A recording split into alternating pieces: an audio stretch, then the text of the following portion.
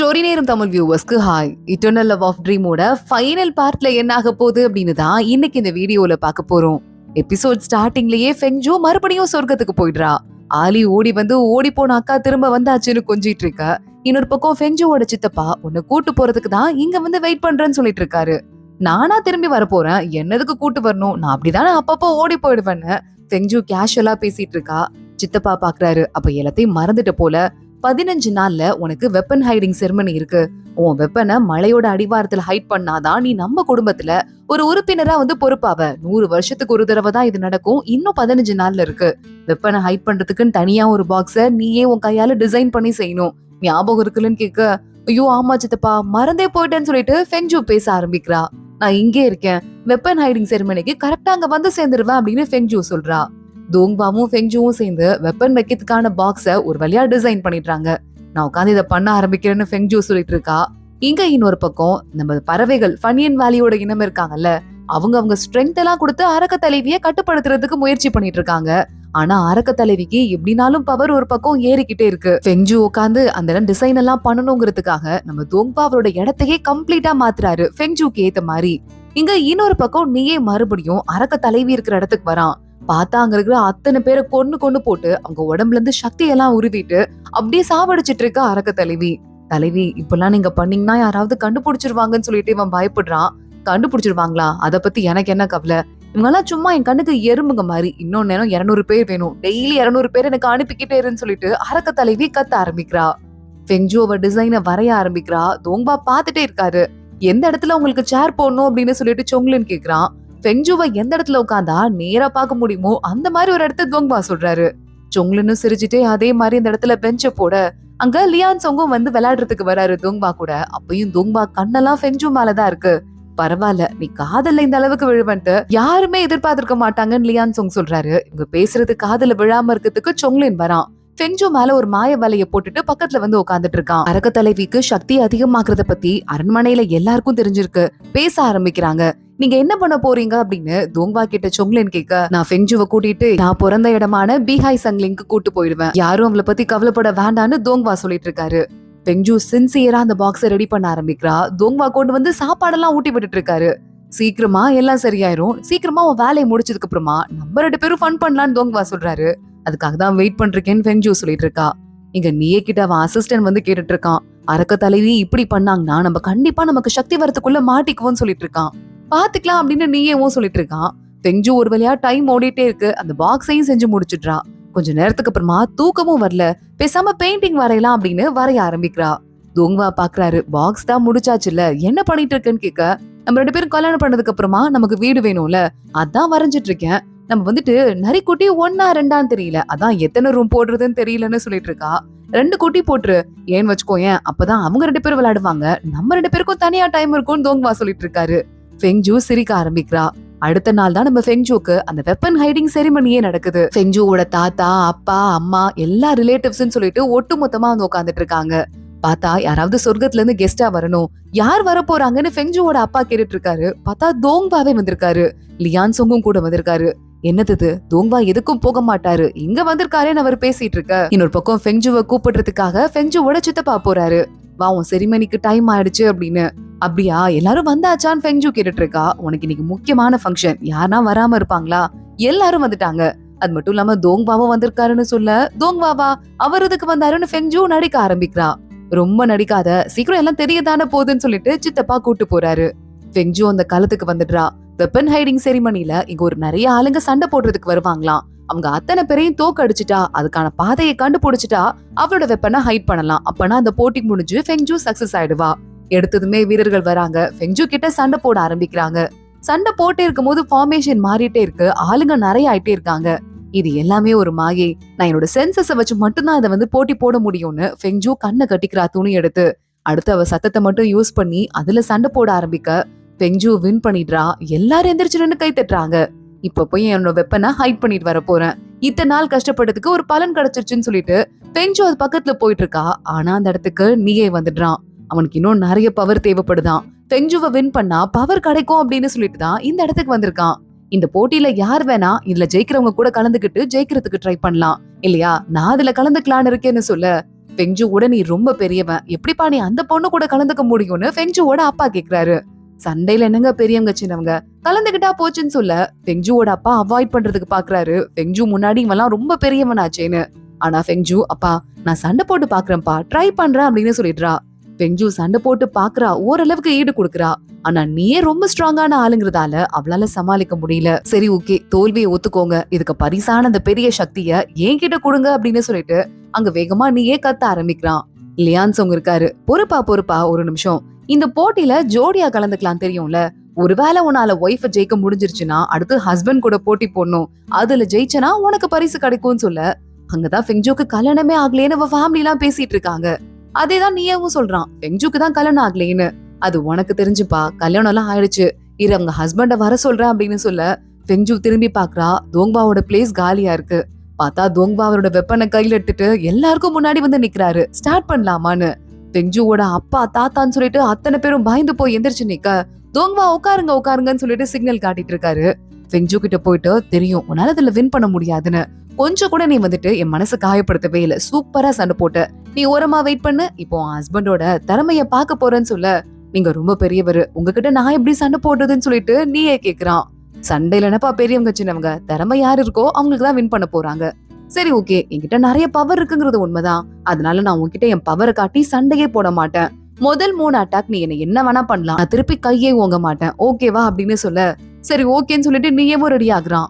எத்தனை ரவுண்டு தாங்குறேன்னு பாக்கலாமான்னு சொல்லிட்டு தோங்வா அப்படியே நிக்கிறாரு.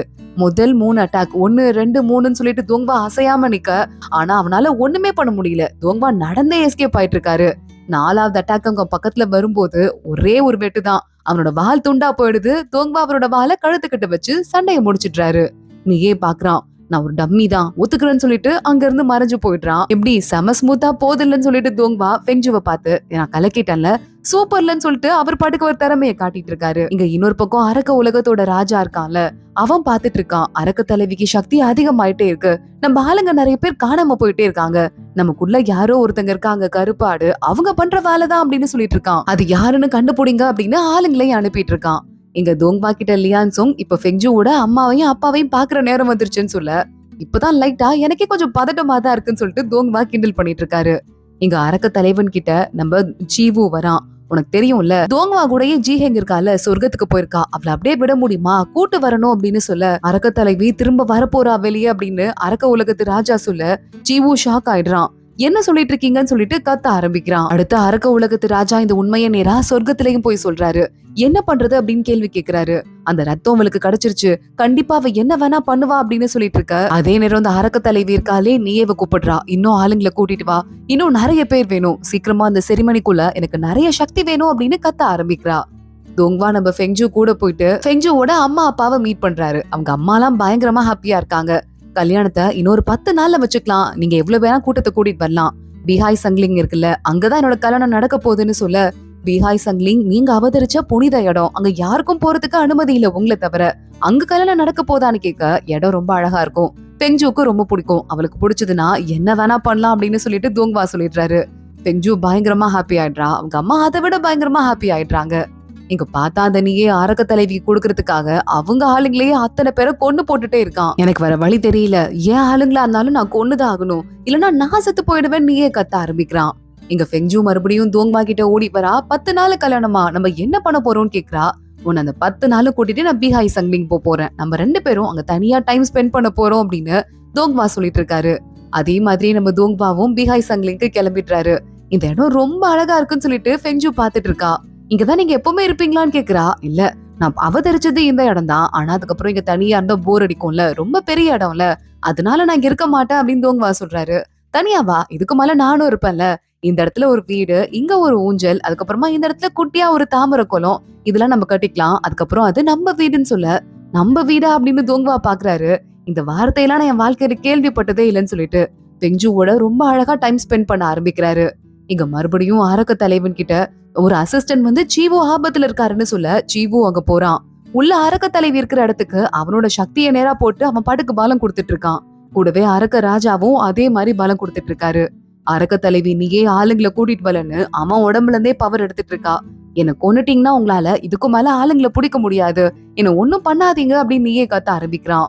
ஜீவும் அரக்க ராஜாவும் இனிமே என்ன பண்ண போறோம், இந்த இடம் ரொம்ப வீக் ஆயிட்டே இருக்கு, நம்மளால பலம் கொடுக்க முடியாது அப்படின்னு சொல்லிட்டு இருக்க கரெக்டா அங்க நியேவும் வந்துடுறான். ஒன்னும் தெரியாத மாதிரி நடிச்சிட்டு நிக்க ஆரம்பிக்கிறான். சொங்லின் அங்க அரக்க ராஜாவை பாக்க வராரு.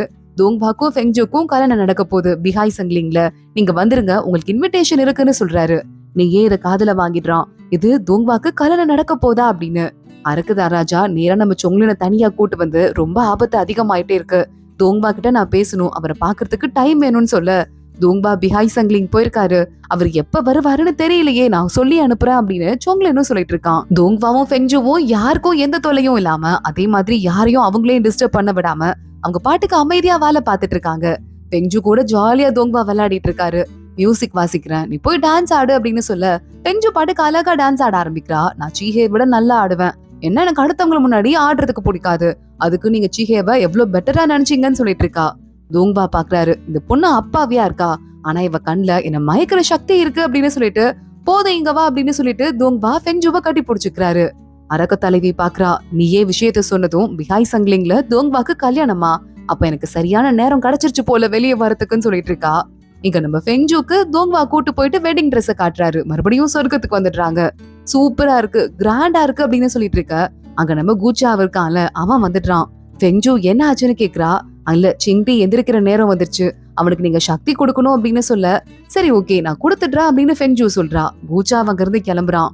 தோங்பா பாத்துட்டு நீ ஒண்ணும் தர வேண்டாம், நான் தந்துடுறேன்னு சொல்ல இல்ல இல்ல என்னால அந்த பையன் இறந்து போயிட்டான், கண்டிப்பா நான் தான் சக்தி கொடுப்பேன் அப்படின்னு சொல்லிட்டு ரொம்ப ஃபோர்ஸ் பண்றா.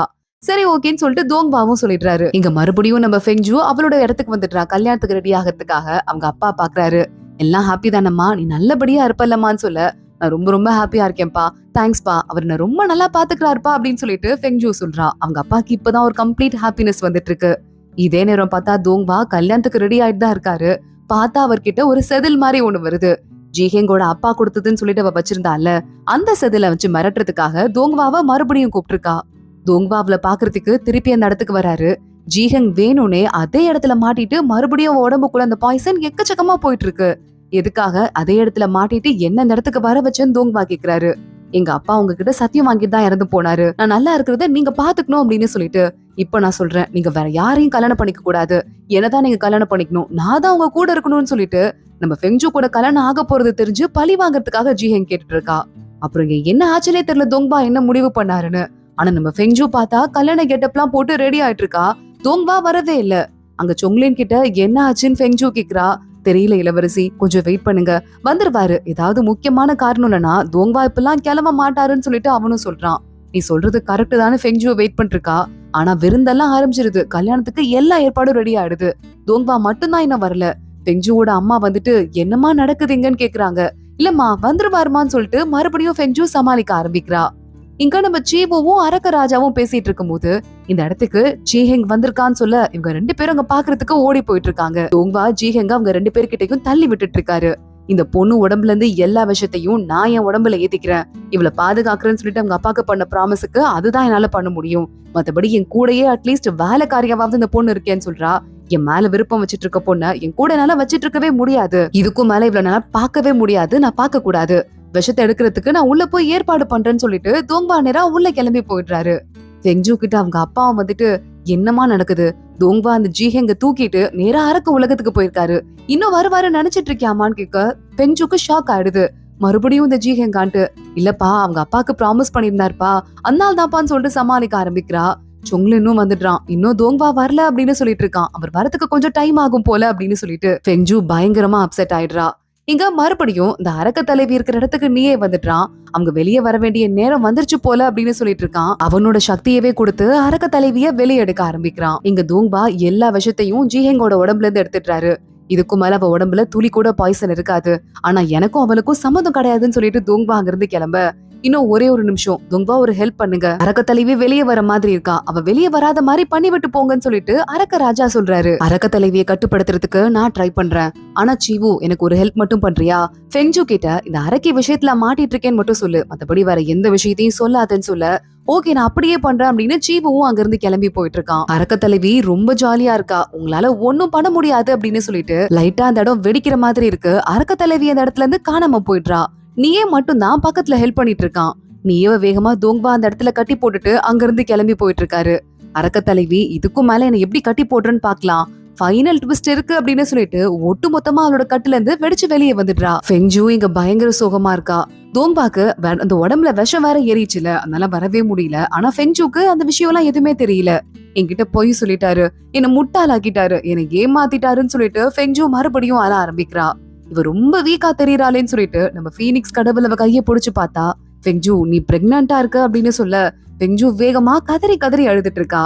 இங்க அரக்கு தலைவி வேற முழுசா வெளியே வந்துட்டால, நீயே கிட்ட கொஞ்சம் பவரை கொடுத்துட்டு வெளியே போயிட்டு இருக்கா. எனக்கு பவர் வந்துருச்சு, இனிமே நான் யாரும் தடுக்க முடியாதுன்னு சொல்லிட்டு நீயே பயங்கரமா கத்திட்டு இருக்கான். இப்பதான் இந்த நேரத்துலதான் உள்ள வந்துட்டு இருக்கான் சீவு. நான் வந்துட்டு தோங்பாட்டு இருந்து இன்ஃபர்மேஷன் கொண்டு வந்தேன். என்னாச்சு தோங்பா கல்யாணம் என்னாச்சு, ஏன் ஆளுங்களே காணோன்னு கேட்க, எல்லாமே முடிஞ்சு போச்சுன்னு லியான் சோங் சொல்லிட்டு இருக்காரு. சொங்லின் அங்க வரான். தோங்பாக்கு ஆபத்து அப்படின்னு சொல்லிட்டு கத்த ஆரம்பிக்கிறான். ரொம்ப ஆபத்து, யாராவது போய் காப்பாத்துங்க தோங்பாவ, சீக்கிரம் போங்கன்னு சொல்லிட்டு பார்த்தா தோங்பா இந்த உள்ள குதிப்பாங்கல்ல ஃபன்யன் வேலைக்கு போறதுக்கு, அந்த இடத்துக்கிட்ட ஒரு மந்திர கட்டு மாதிரி போடுறாரு. லியான் சோங் அங்க போயிடுறாரு. தோங்பா என்னாச்சு, உடம்புல விஷம் இவ்ளோ பரவுதுன்னு கேட்க, இதுக்கு இன்னும் சக்தி கொடு, எனக்கு வேலை இருக்குன்னு சொல்லிட்டு தோங்பா அங்க இருந்து கிளம்பி போயிட்டு இருக்காரு. பெங்ஜு வீட்டுல தனியா தான் உட்காந்துட்டு இருக்கா. செங்கியும் அங்க வரா. என்னடி ஆச்சுன்னு கேட்க, எல்லாமே முடிஞ்சிருச்சு, இதுக்கு மேல நான் எதை பத்தியும் பேச போறது கிடையாதுன்னு சொல்லிட்டு பெங்ஜு வயிற தொட்டு பார்த்துட்டு அமைதியா உட்காந்துட்டு இருக்கா. இங்க ஒரு பக்கம் தோங்பா இந்த அரக்கிய கட்டு போடுறதுக்காக ஒரு நல்ல இடமா செலக்ட் பண்ணிட்டு அதுல என்ன பண்ணுன்னு பாத்துட்டு இருக்க. ஆனா அந்த அரக்கி தலைவி இருக்கால, உள்ள போயிட்டு எல்லா கெட்ட எனர்ஜியும் வெளியே வந்துட்டதால கெட்ட எனர்ஜி இருக்கிற இடமா போயிட்டு அங்கிருந்து எல்லாத்தையும் உடம்புக்குள்ள இழுத்துட்டு இருக்கா.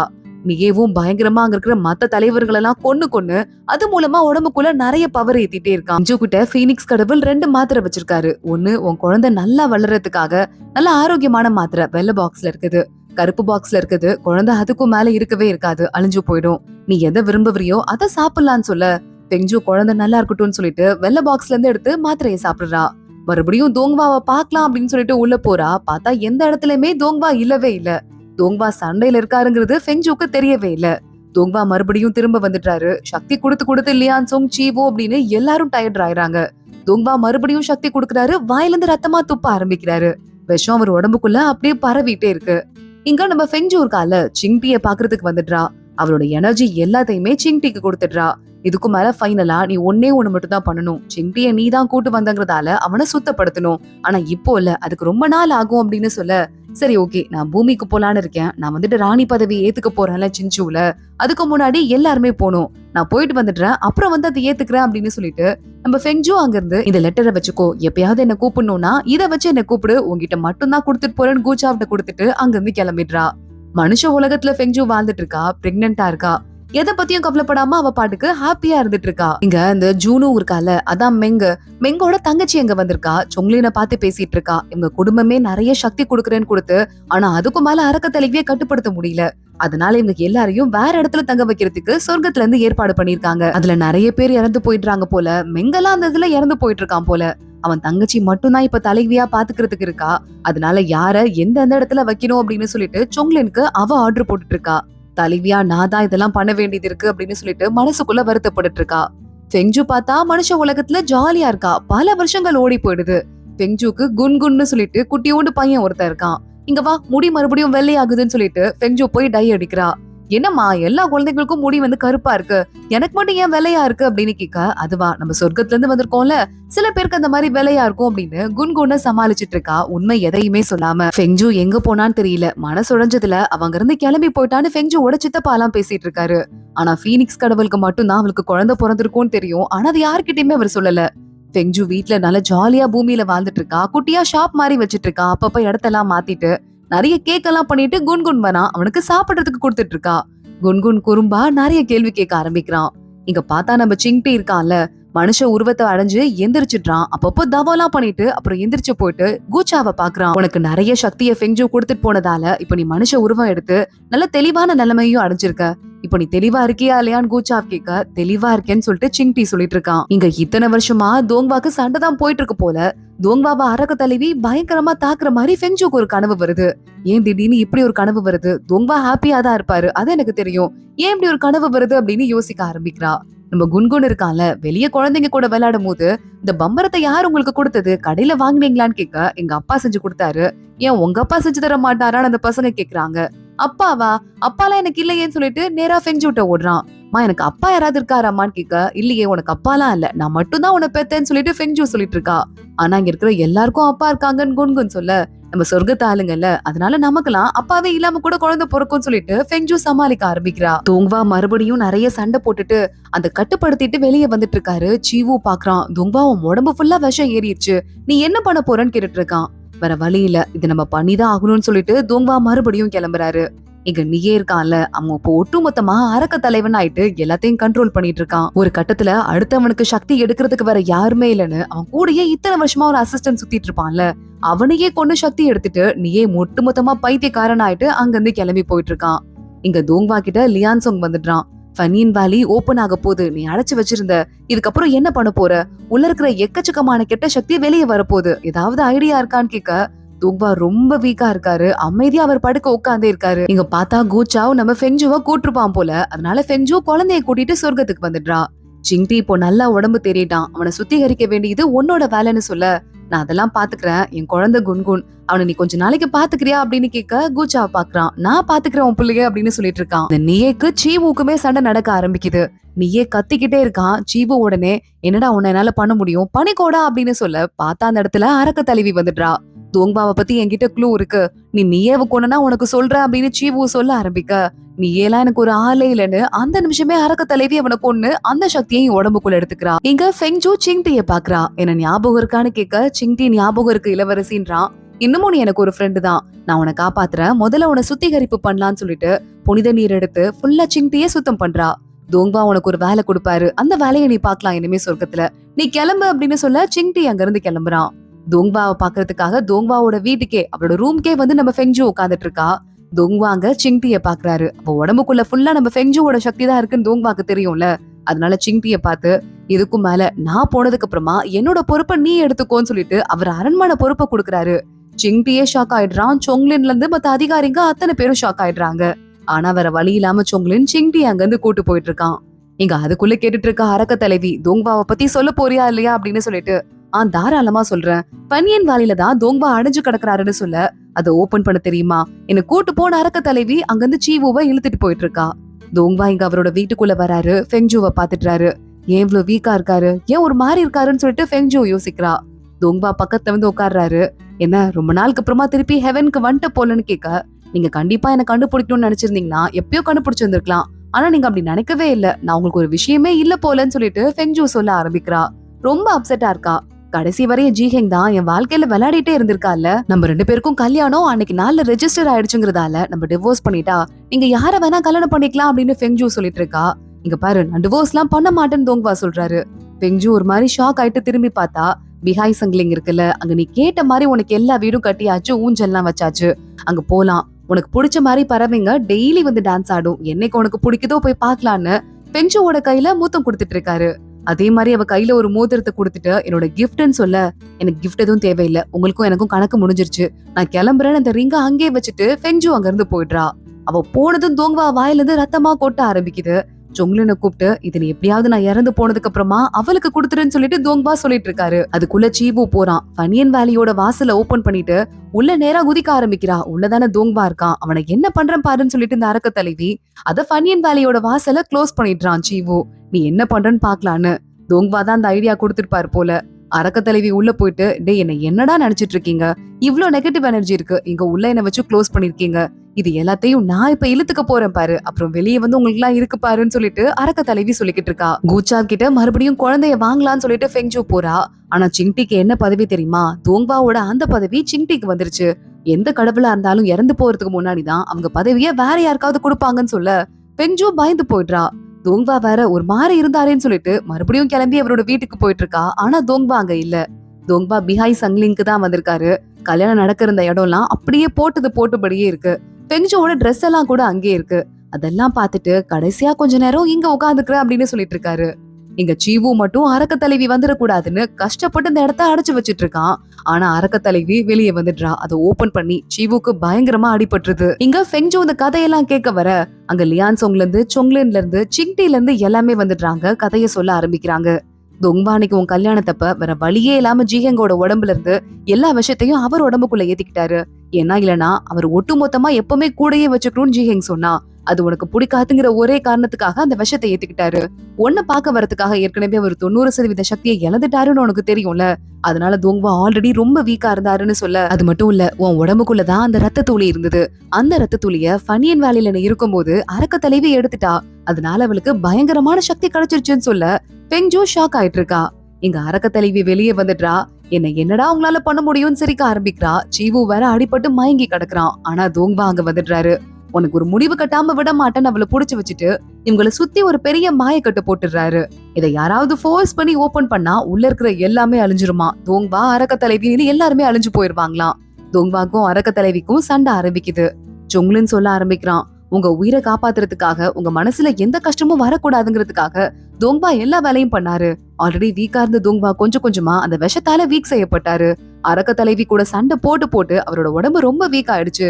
ஆனா அதுக்கு நடுவுலயும் அங்க விதியோட கல்லுல உங்களுக்கும் தோங்வாக்கும் நடுவுல பொருத்தம் இருக்கான்னு பாக்க போனாரு. ஆனா பொருத்தம் இல்லன்னு போட்டிருந்தது.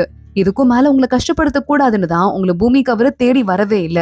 ஏன்னா அவருக்கும் உங்களுக்கும் விதி இல்லாம நீங்க ஒண்ணு சேரலன்னு தெரிஞ்சா நீங்க வருத்தப்படுவீங்க. அவர் மேல கோவமா இருந்தா பிரச்சனை இல்லைன்னு நினைச்சாரு. அவரோட இதயத்தை பாதியா வெட்டி அந்த இதயத்துலதான் உங்களுக்கு இந்த ரிங்க பண்ணாரு. அவரோட சக்தி இதுல பாதி இருக்கு, அது உங்களை காப்பாத்துன்னு சொன்னாருன்னு சொல்ல ஃபெங்ஜூ கதறி அழ ஆரம்பிக்கிறா. தோங்வா எங்க அவரை பாக்குறதுக்கு நான் இப்பயே போனோம் அப்படின்னு சொல்லிட்டு இருக்கா. இங்க தோங்வாக்கும் அரக்க தலைவிக்கும் சண்டை நடந்துட்டு இருக்கு. சீவு பாக்குறான். அவனும் எந்திரிச்சிடுறான். இங்க நேரா எல்லாருமே கிளம்பி ஃபெங்ஜூல இருந்து அத்தனை பேருமே சண்டை நடக்கிற இடத்துக்கு வந்துடுறாங்க. நெகட்டிவ் எனர்ஜி ரொம்ப அதிகமா இருக்கு. தோங்வா ரொம்ப வேகமா சண்டை போட்டுட்டு இருக்காரு. அவரால எவ்வளவு தாங்க முடியும்னு எனக்கு தெரியலன்னு சொல்ல ஃபெங்ஜூ பாக்குறா. தோங்வாக்கு ரொம்ப அடிப்படி கீழே விழுறத பாத்துட்டு இருக்கா. ஃபெங்ஜூவால தாங்கிக்கவே முடியல. அவ போய் இந்த மாய வலையில கைய வைக்கிறா. தோங்வாவோட பாதி இதயம் அவ மேல இருக்கு அப்படிங்கறதால அந்த ரிங்குல அவளை மட்டும் அந்த வலையும் உள்ள விடுது. மத்த யாரையுமே உள்ள விடவே இல்ல. சிங்டி ஆனா புடிச்சிருக்கிறான் போகாதீங்கன்னு. என்ன விடுன்னு சொல்லிட்டு எல்லாத்தையும் அடிச்சு முடிச்சுட்டு ஃபெங்ஜூ நேரா அதுக்குள்ள போயிடுறா. தோங்வாக்கும் அரக்க தலைவிக்கும் பயங்கரமா சண்டை நடக்க ஆரம்பிக்குது. கரெக்டா ஃபெங்ஜூ போயிட்டு நம்ம தோங்வாவை காப்பாத்துறதுக்கு முன்னாடி நிக்கிறா. தோங்வா பாக்குறாரு. ஷோபாய் எதுக்காக நீ உள்ள வந்த? நீ ஓரமா போயிரு, நான் சண்டை போட்டு முடிச்சுட்டு உன்னை அப்புறமா கூட்டு போறேன்னு சொல்ல மறுபடியும் என்ன ஏமாத்திட்டே இருக்கீங்க. எத்தனை தடவை ஏமாத்த போறீங்க? நீ கொஞ்சம் யோசிச்சு பாருங்களேன் அப்படின்னு தோங்வா கிட்ட பேச ஆரம்பிக்கிறா. நம்ம 2 பேரும் ஒரு வேளை ஒண்ணு சேரக்கூடாதுன்னு விதி இருந்தா எத்தனை வருஷம் ஆனாலும் நம்ம மறுபடியும் சந்திக்கிற வாய்ப்பு கிடைக்குமா? ஏன் இப்படி கிடைச்சிட்டே இருக்கு? நம்ம 2 பேரும் ஒன்னா சேரத்துக்கு தான் விதிக்கப்பட்டிருக்கோம்னு சொல்லிட்டு இருக்கா. ஃபெங்ஜூவோட ரத்தம் அரக்க தலைவி மேல பட்டு லைட்டா டிஸ்இன்டகிரேட் ஆக ஆரம்பிக்குது. அவளோட பாடி பாத்தீங்களா டிஸ்இன்டகிரேட் ஆகுது. நரிப்பிரிவோட ரத்தத்துக்கு சுத்திகரிக்கிற தன்மை இருக்கு. அதோட நீங்க உங்க ரத்தத்தை கொடுத்து என்ன அங்க ஃபனியன் வேலையில வளர்த்தீங்கிறதால 2 ரத்தமுமே ஒன்னா மிக்ஸ் ஆயிட்டு அது பயங்கர பவர்ஃபுல்லா மாறிட்டு இருக்கு. என் ரத்தத்துலதான் விடை இருக்குன்னு சொல்லிட்டு தோங்வாவோட வால் எடுத்து ஒட்டு மொத்தமா கையை கீறி எல்லா ரத்தத்தையும் இந்த வால் மேல சேர்க்கிறா. இத வச்சு அவளை கொல்லுங்கன்னு தோங்வா கொல்றதுக்கு போறாரு. ஆனா அரக்க தலைவி என்னால கொல்ல முடியும்னு நினைக்கிறியான்னு சொல்லிட்டு தோங்வாவே அட்டாக் பண்ண ஆரம்பிக்கிறா. ஆனா அந்த கேப்ல அடுத்த வால் எடுத்துட்டு போயிட்டு ஃபெங்ஜூ அவளோட வால் எடுத்துட்டு அரக்க தலைவிய அட்டாக் பண்ணிடுறா. ஃபெங்ஜூவை தொடர்ந்து அடுத்து தோங்வாவும் அரக்க தலைவிய ஃபெங்ஜூவோட அதே ரத்தத்தால அட்டாக் பண்ணிடுறாரு. சக்தி வாய்ந்த அந்த 2 ரத்தமும் சேர்ந்து அவள்கிட்ட அப்படியே மோத ஆரம்பிக்க என்ன உங்களால ஒண்ணும் பண்ண முடியாதுன்னு சொல்லிட்டு இவங்க 2 பேரையும் கீழே தள்ளி விட்டுட்டு இருக்கா. ஆனா அரக்க தலைவியோட பாடி நிஜமாவே கொஞ்சம் கொஞ்சமா டிஸ்இன்டகிரேட் ஆக ஆரம்பிக்குது. விட மாட்டேன், என்ன மறுபடியும் அழைச்சு வைங்க, நான் அழிய மாட்டேன்னு கத்திட்டு அப்படியே அரக்க தலைவி ஒட்டு மொத்தமா அந்த இடத்துல இருந்து அழிஞ்சு போயிடுறா. அரக்க தலைவி அழிஞ்சிட்டா. ஆனா அவங்க 2 பேரையும் நம்ம உள்ள போய் காப்பாத்த முடியாது. நம்ம என்ன பண்ண போறோம்னு சொல்லிட்டு பீனிக்ஸ் கடவுள் கேட்டுட்டு இருக்காரு. பார்த்தா ஃபெங்ஜூவை தோங்வா மடியில போட்டு எதுக்காக உள்ள வந்த, உன் உடம்பு என்ன ஆச்சு பாத்துலன்னு கேட்க நீங்க என்ன நினைச்சிட்டு இருக்கீங்க? என்ன ஏமாத்தலான்னு பாத்தீங்களா? நம்ம 2 பேருக்கும் விதி ஒன்னாதான் இருக்குன்னா ஒன்னாவே போலாம். ஒருவேளை ஒன்னா வாழ முடியாட்டி ஒன்னா சாகுறதும் ஒன்னா இருக்கிறது தானே. நான் உங்களை ரொம்ப ரொம்ப லவ் பண்றேன்னு சொல்லிட்டு ஃபெங்ஜூ அப்படியே மயங்கி விழுந்துடுறா. தோங்வா அப்படியே அவளை கட்டி பிடிச்சிட்டு அவரும் அங்கேயே விழுந்துடுறாரு. இங்க 2 பேரோட உடம்புல இருந்து ரத்தம் அப்படியே சிந்த ஆரம்பிக்குது. அந்த இடத்துல அந்த ரத்தம் அப்படியே ஸ்ப்ரெட் ஆயிட்டே இருக்கு. கொஞ்சம் கொஞ்சமா அதுக்குள்ள இருந்து அப்படியே பவர் ஃபெங்ஜூவையும் தோங்வாவையும் அதுவே காப்பாத்த ஆரம்பிக்குது. அந்த இடத்துல இருக்கிற கெட்ட சக்தி அத்தனையும் உள்ள இழுத்து முழுக்க முழுக்க பியூரான சக்தியா அந்த இடமே மாறி போயிடுது. அப்படியே ரொம்ப நாள் ஆயிட்டு இருக்கு. இங்க பார்த்தா ஃபனியன் வேலையில வாழ்ந்துட்டு இருந்தாங்கல்ல அவங்க எல்லாம் சின்சூலையே, அதாவது நம்ம ஃபெங்ஜூ இருக்கால அந்த இடத்துலயே ஒரு பெரிய நாடு அவங்களுக்கு கட்டி கொடுத்திருக்காங்க. அதனால நம்ம மெங்கோட தங்கச்சி எல்லாம் அவ குடும்பத்தை கூட்டிட்டு உள்ள போயிட்டு இருக்கா. இங்க பார்த்தா நம்ம தோங்வாவோட பிஹாய் சங்லிங் இருக்குல்ல அந்த இடத்துல நம்ம லியான் சொங்கு, சீவு, அப்புறம் பீனிக்ஸ் கடவுள் சீமிங் அப்படின்னு எல்லாரும் ஒன்னா உட்காந்துட்டு இருக்காங்க. எல்லாமே நல்லபடியா முடிஞ்சிருச்சுன்னு சொல்லிட்டு ஹாப்பியா பேசிட்டு இருக்காங்க. அங்க பார்த்தா கூச்சாவ் வரான் குழந்தைய கூட்டிட்டு. யார் குழந்தைன்னு கேட்க பார்த்தாலே தெரியலையான்னு கூச்சாவ் சொல்றான். எல்லாரும் ஷாக் ஆயிட்டு இருக்காங்க. தோங்வாவோட குழந்தையான்னு. அம்மா பார்க்க போலாமா அப்படின்னு கூச்சாவ் நேரா ஒரு ரூம்குள்ள விட குன்குன் நேரா உள்ள ஓடி போயிட்டு இருக்கான். பெங்ஜு இன்னும் மயக்கத்துல இருக்கா, உடம்பு சரியில்லை. நேரா அம்மான்னு சொல்லிட்டு ஓடி போக தோங்பா பாக்குறாரு. குட்டி நீ யாரு, எதுக்கு இங்க ஓடி வரேன்னு கேட்க, நீங்க யாருன்னு சொல்லிட்டு, நான் இவங்களோட பையன், என்ன உங்களுக்கு தெரியலையான்னு சொல்லிட்டு குன்குன் கேட்டுட்டு இருக்கான். தோங்பா கையில இருக்கிற கப்பு டக்குன்னு கீழே விழுந்துருது. நான் ஃபெங்ஜு அவங்களோட பையங்கிறது உங்களுக்கு அவ்வளவு ஷாக்கா இருக்கா, ஏன் என்ன ஆச்சுன்னு கேட்க, இங்க வா என் பக்கத்துல அப்படின்னு சொல்லிட்டு தோங்வா கட்டி பிடிச்சிட்டு, நீங்க யாருன்னு குன்குன் கேக்குறான். செல்லக்குட்டி நான் தான் உன் அப்பான்னு சொல்லிட்டு தோங்வா சொல்லிட்டு இருக்காரு. அடுத்து கொஞ்ச நாளுக்கு அப்புறம் பார்த்தா நம்ம ஃபெங்ஜு ஏஞ்சிட்றா. குட்டி குன்குன் ஜாலியா விளையாடிட்டு இருக்க பீஹாய் சங்கிலிங்ல இந்த 2 பேரும் ஒன்னா உட்காந்து என்ன மாதிரியான ஒரு வாழ்க்கையை கற்பனை பண்ணாங்களோ அந்த வாழ்க்கையை வாழ்ந்துட்டு இருக்காங்க. தோங்வா ஃபெங்ஜுக்கு கிஸ் பண்றதோட இந்த கியூட்டான ஒரு சீரீஸ் ஒரு முடிவுக்கு வருது. இதே மாதிரியே இன்னொரு அழகான சீரீஸ்ல அடுத்து பார்க்கலாம். இந்த வீடியோவை லைக் பண்ணிக்கோங்க, மறக்காம நம்ம சேனலுக்கு சப்ஸ்கிரைப் பண்ணிட்டு பெல் ஐக்கனையும் கிளிக் பண்ணிக்கோங்க. அடுத்த வீடியோல பார்க்கலாம். அது வரைய பாய்.